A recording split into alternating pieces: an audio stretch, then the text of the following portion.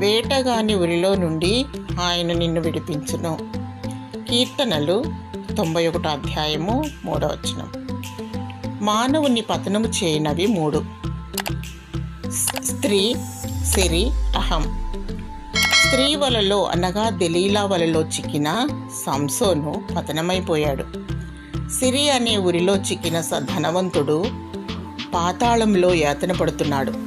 హేరోదు అహంకారముతో విర్రవీగి పురుగులు పడి చనిపోయాడు.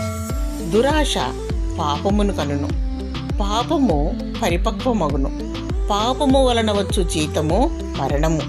అయితే దేవుని కృపావరము మన ప్రభువైన యేసు క్రీస్తునందు నిత్య జీవం. ప్రేమ మోజులో పడి నీవు సమస్యలను తెచ్చుకుంటున్నావు. దైవ చిత్తమును గురించి ప్రార్థించు, వేచి ఉండుము. ఆశతో, దురాశతో, లోభంతో, డబ్బు వ్యామోహంతో పడి ఉరికి గురవుతున్నావు. అహంభావముతో గర్వించి వినాశనాన్ని కొని తెచ్చుకుంటున్నావు. అపవాది కుయుక్తిని, సాతాను ఉచ్చులో పడకుండా దేవునికి మొరపెట్టుము. దేవుడు వేటగాని ఉరిలో నుండి నిన్ను రక్షిస్తాడు.